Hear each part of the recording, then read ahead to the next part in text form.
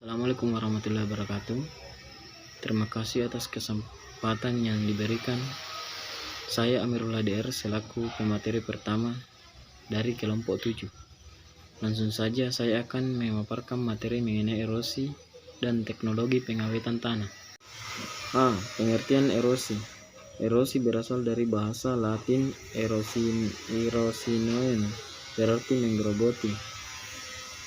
Adalah suatu peristiwa yang terjadi secara alami oleh pengikisan padatan sedimen tanah, batuan, dan partikel lainnya akibat transportasi oleh angin, air, tanah, dan material lain di bawah pengaruh gravitasi oleh makhluk hidup semisal hewan yang membuat liang atau pertumbuhan akar tanaman yang mengakibatkan retak tanah. Dalam hal ini disebut bioerosi. Erosi tidak sama dengan pelapukan akibat cuaca yang mana merupakan proses penghancuran mineral batuan dengan proses kimiawi maupun fisik ataupun gabungan keduanya. Secara umum erosi melibatkan 3 proses, yaitu pelepasan, deksimen, transformasi, dan pengendapan. Erosi yang terjadi dapat berbentuk banyak, yang penampakan alam menarik seperti puncak gunung, lembah, dan garis pantai. Erosi sebenarnya merupakan proses alami yang mudah dikenal, namun di kebanyakan tempat kejadian ini diperparah oleh akibat aktivitas manusia dalam tanah guna lahan yang buruk, penggundulan hutan, kegiatan pertambangan, perkebunan, dan perladangan. Kegiatan konstruksi, pembangunan yang tidak tertata dengan baik, pembangunan jalan, tanah yang digunakan untuk menghasilkan tanaman pertanian biasanya mengalami erosi yang jauh lebih besar dari tanah dengan vegetasi alaminya. Alih fungsi hutan menjadi ladang pertanian meningkatkan erosi karena struktur akar tanaman hutan yang mengikat tanah yang digantikan dengan struktur akar tanaman pertanian yang lebih lemah. D. Jenis proses erosi dan penyebabnya. Berikut ini adalah 11 jenis proses yang berlangsung di permukaan bumi, antara lain: 1. Erosi air sungai. Erosi sungai terjadi akibat volume air sungai yang mengalir sangat cepat akibat debit air yang besar beserta terdapat berbagai benda-benda padat dalam aliran sungai. Air ini akan menyebabkan pengikisan hulu dan akhirnya berbentuk lembah-lembah sungai, ngarai, dan jurang-jurang yang dalam. Beberapa contoh akibat erosi air sungai ini adalah pengikisan Grand Canyon, Colorado, lembah Anai, ngarai Sianok, dan masih banyak lainnya. 2. Erosi air laut atau abrasi. Jenis erosi ini dikenal sebagai abrasi. Abrasi adalah proses erosi yang disebabkan oleh ombak laut yang menghantam tebing-tebing di pantai secara terus-menerus dan menyebabkan kerusakan pada tebing-tebing pantai yang kemudian dikenal sebagai abrasi. Abrasi juga dapat disebabkan oleh es yang berada di kutub mencair dan menyebabkan kenaikan permukaan pada air laut, sehingga daerah yang memiliki permukaan lebih rendah akan mengalami pengikisan. Contoh bentang alam yang diakibatkan oleh proses abrasi adalah ujung selatan Teluk Santa Monica. Erosi es ini juga dikenal sebagai blaster, pengikisan yang terjadi karena tumbuhnya es yang bergerak perlahan ke bawah dan kemudian mengikis lembah-lembah yang berada di pegunungan. Arus es yang mengalir ini adalah yang dikenal sebagai glacier. Karena erosi disebabkan tenaga es, maka proses erosi ini dikenal pula sebagai ekstrasi, dan hasil endapan yang diendapkan berupa moraine. Akibat yang ditimbulkan dari erosi glacier adalah timbulnya bentang alam, yaitu yang berupa wilayah pantai yang menjorok lebih ke wilayah daratan. 4. Erosi angin. Erosi yang disebabkan oleh angin disebut dengan proses korasi. Biasanya korasi terjadi di daerah-daerah dengan cukup cuaca yang kering. Misalnya wilayah gurun pasir. Korasi menyebabkan kerusakan bentang alam berupa wilayah yang diterpa angin akan berbentuk pasir dan batu jamur. 5. Erosi permukaan. Erosi lembar dikenal pula sebagai set erosion. Jenis erosi ini terjadi karena pemecahan partikel tanah yang ada di lapisan tanah yang seragam sehingga menyebabkan kenampakan seragam pula.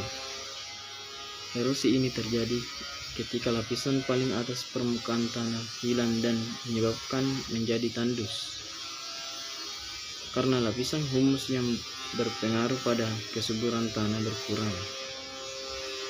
6. Erosi percik atau splash erosion. Erosi percik merupakan jenis proses pengikisan yang berbentuk percikan tanah yang halus dan terjadi diakibatkan tetesan air hujan yang memercikkan batuan dan tanah. Jenis erosi ini menyebabkan material ataupun tanah mengalami pelapukan sangat mudah hancur.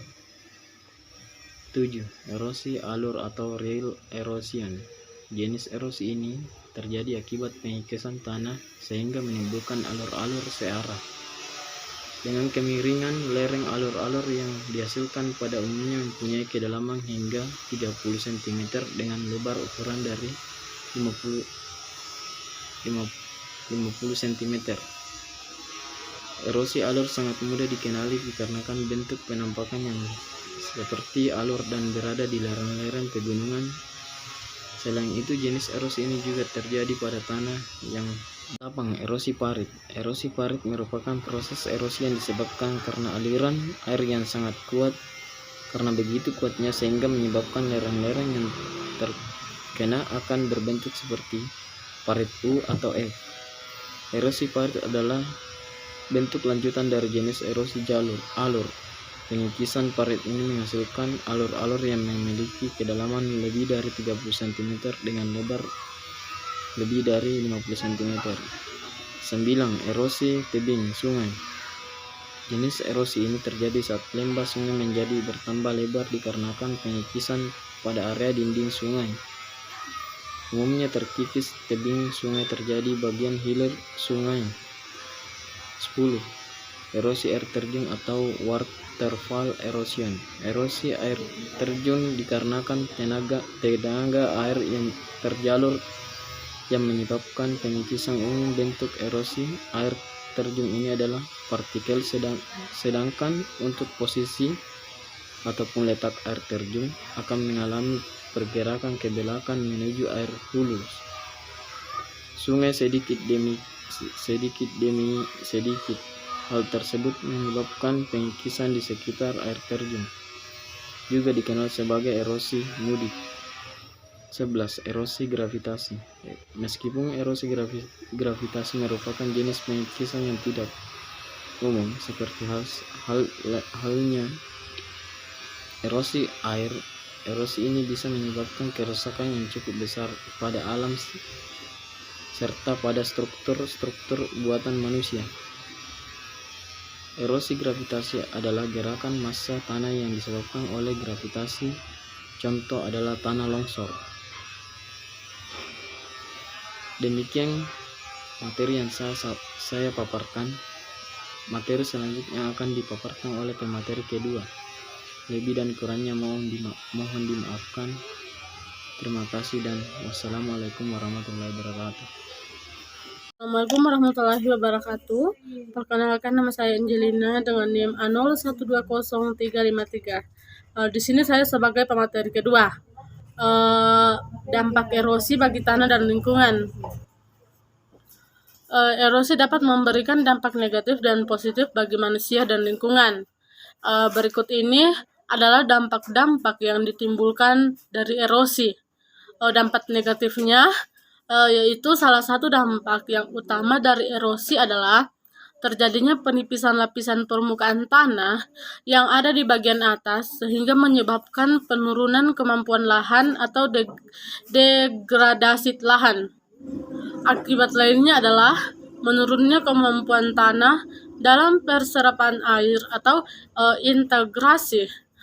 Penurunan kemampuan lahan dapat meresap air akan menyebabkan peningkatan limpasan air permukaan dan kemudian menyebabkan banjir di sungai-sungai serta berkurangnya cadangan air tanah. Selain itu, butiran-butiran tanah yang terangkut aliran permukaan akhirnya akan mengendap di sungai. Selanjutnya akan terjadi pendangkalan sungai akibat tingginya sedimentasi.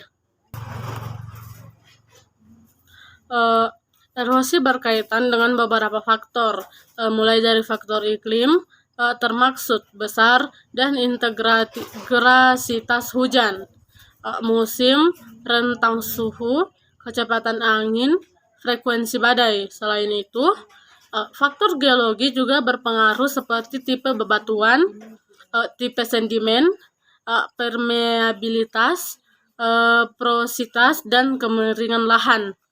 Sedangkan untuk faktor biologis yaitu dipengaruhi oleh makhluk hidup yang tinggal di dalam lahan.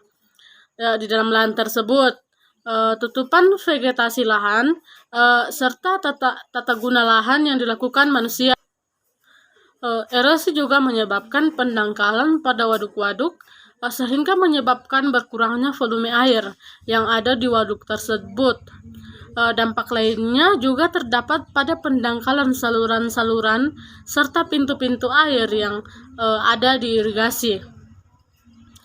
Kondisi ini dapat menyebabkan aliran debit air yang ada di saluran maupun pintu air menjadi berkurang, sehingga diperlukan proses pengerukan atau megatasi sedimentasi dan tentunya membutuhkan biaya yang tidak sedikit. Begitu pula dengan masyarakat yang memanfaatkan irigasi untuk lahan pertanian. Kondisi ini juga akan merugikan dikarenakan berkurang aliran debit air pada saluran air. Kemudian dampak positifnya yaitu menambahkan kesuburan tanah yang ada di daerah endapan tanah yang berkikis seperti hulu sungai biasanya adalah tanah yang subur yang mengandung unsur-unsur hara seperti NPK serta bahan-bahan organik. Unsur-unsur hara ini akan terbawa air ke dalam endapan yang bisa menyebabkan tanah menjadi subur.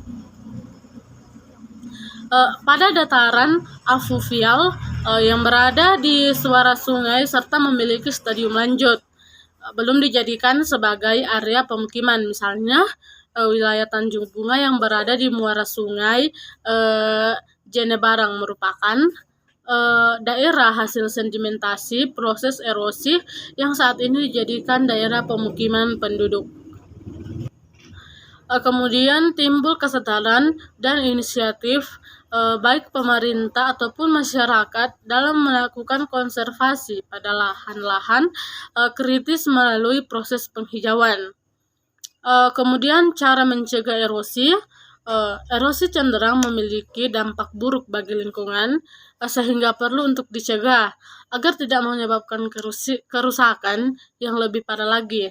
Salah satu cara untuk mencegah erosi adalah dengan menjaga alam, seperti melakukan reboisasi atau penanaman kembali pohon-pohon yang ada di hutan yang gundul, tidak menebang pohon secara liar, pembuatan terasering pada tanah miring, dan mengadakan hutan lindung yang ada di lereng gunung.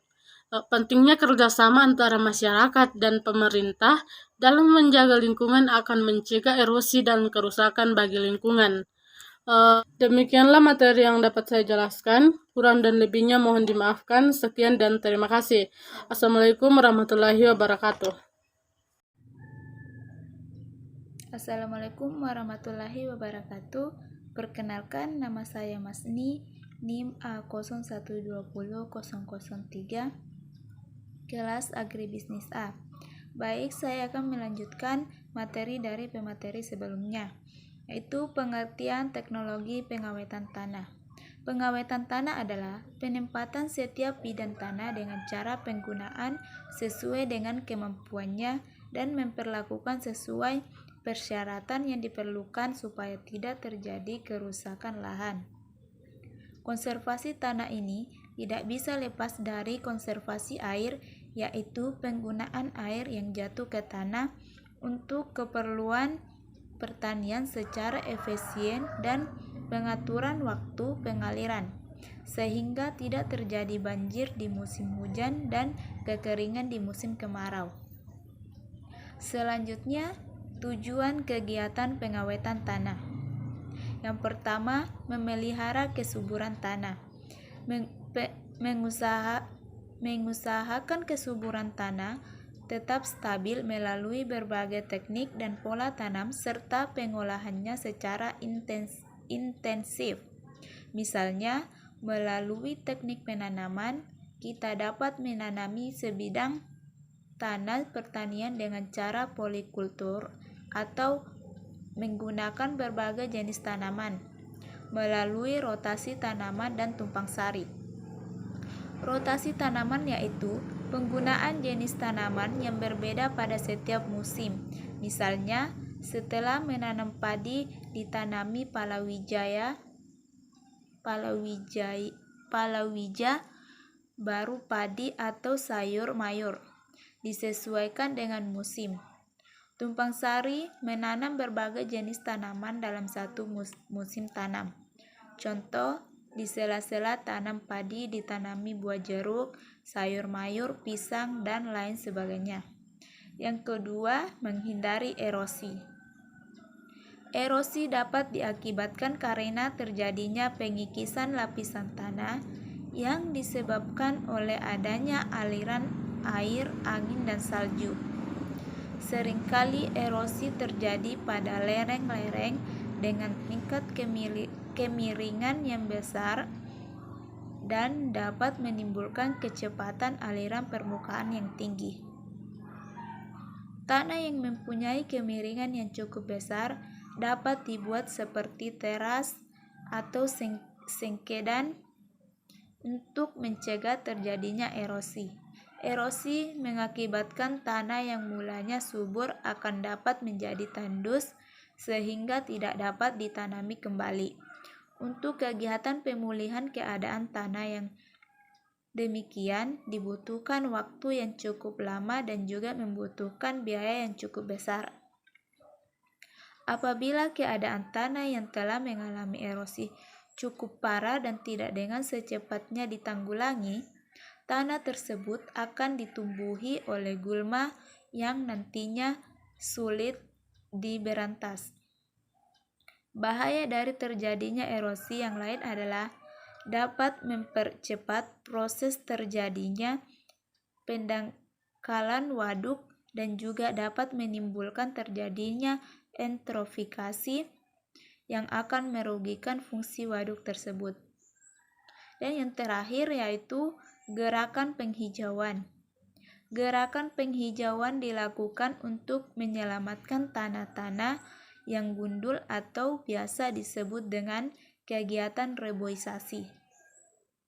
Dalam melakukan kegiatan gerakan penghijauan atau reboisasi, diperlukan pemilihan bibit yang sesuai dengan kondisi daerahnya masing-masing, yang sesuai dengan syarat klimatologis, sanitasi, dan juga drainase yang baik. Itulah yang bisa saya sampaikan. Terima kasih. Assalamualaikum warahmatullahi wabarakatuh. Bismillahirrahmanirrahim. Assalamualaikum warahmatullahi wabarakatuh. Perkenalkan, nama saya Fitriani, NIM A01203111. Di sini saya akan melanjutkan materi dari kelompok saya, yaitu bagian G, metode pengawetan tanah. Metode pengawetan tanah dibagi menjadi 3, yaitu metode vegetatif, mekanik atau teknik, dan metode kimia. Untuk itu, akan dijelaskan tentang metode pengawetan tanah sebagai berikut. 1. Metode vegetatif. Metode vegetatif adalah metode pengawetan tanah dengan cara menanam vegetasi atau tumbuhan pada lahan yang dilestarikan. Metode ini sangat efektif dalam pengontrolan erosi. Ada beberapa cara mengawetkan tanah melalui metode vegetatif, antara lain A. Penghijauan, yaitu penanaman kembali hutan-hutan gundul dengan jenis tanaman tahunan seperti akasia, ansana, flamboyan. Fungsinya untuk mencegah erosi, mempertahankan kesuburan tanah, dan menyerap debu atau kotoran di udara lapisan bawah. Reboisasi yaitu penanaman kembali hutan gundul dengan jenis tanaman keras seperti pinus, jati, rasa malah, cemara. Fungsinya untuk menahan erosi dan diambil kayunya. C. Penanaman secara kontur atau kontur strip cropping, yaitu menanami lahan searah dengan garis kontur. Fungsinya untuk menghambat kecepatan aliran air dengan memperbesar resapan air ke dalam tanah. Cara ini sangat cocok dilakukan pada lahan dengan kemiringan 3-8%. Bagian D. Penanaman tumbuhan menutup tanah atau buffering, yaitu menanam lahan dengan tumbuhan keras seperti pinus, jati, cemara. Fungsinya untuk menghambat penghancuran tanah permukaan oleh air hujan, memperlambat erosi, dan memperkaya bahan organik tanah. E.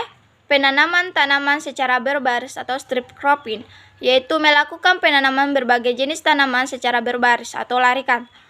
Penanaman berbaris tegak lurus terhadap arah aliran air atau arah angin pada daerah yang hampir datar. Jarak tanaman diperbesar pada kemiringan lebih dari 8% jarak tanaman dirapatkan. Fungsinya untuk mengurangi kecepatan erosi dan mempertahankan kesuburan tanah. F. Pergiliran tanaman atau crop rotation, yaitu penanaman tanaman secara bergantian atau bergilir dalam satu lahan. Jenis tanamannya disesuaikan dengan musim. Fungsinya untuk menjaga agar kesuburan tanah tidak berkurang. Kedua, metode mekanik atau teknik. Metode mekanik adalah metode mengawetkan tanah melalui teknik-teknik pengolahan tanah yang dapat memperlambat aliran permukaan atau runoff, menampung dan menyalurkan aliran permukaan dengan kekuatan tidak merusak. Beberapa cara yang umum dilakukan pada metode mekanik antara lain: A. Pengolahan tanah menurut garis kontur atau kontur fillet, yaitu pengolahan tanah sejajar garis kontur. Fungsinya untuk menghambat aliran air dan memperbesar resapan air. B. Pembuatan tanggul atau gulunda atau pematang bersaluran, yaitu dalam pembuatan tanggul sejajar dengan kontur. Fungsinya agar air hujan dapat tertampung dalam meresap ke dalam tanah. Pada tanggul dapat ditanami palawijaya.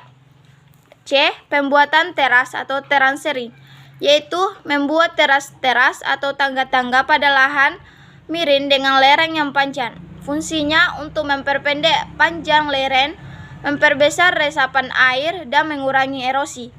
Bagian D. Pembuatan saluran air atau drainase. Saluran pelepasan air ini dapat dibuat untuk memotong lereng panjang menjadi lereng yang pendek, sehingga aliran dapat diperlambat dan mengatur aliran air sampai ke sungai.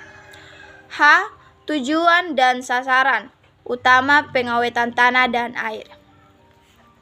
1. Mencegah terjadinya kerusakan tanah dan air atau menjaga dan mempertahankan fungsi dan peranan tanah baik sebagai fungsi produktivitasnya, fungsi lingkungan, fungsi hidrologis, dan sebagainya. Kedua, memperbaiki tanah-tanah yang mengalami kerusakan. Ketiga, meningkatkan fungsi dan peranan tanah untuk berbagai kepentingan agar tanah dan air produktif secara berkelanjutan. Itulah materi dari saya. Kurang lebihnya mohon dimaafkan. Wabillahi taufiq wal hidayah. Wassalamualaikum warahmatullahi wabarakatuh.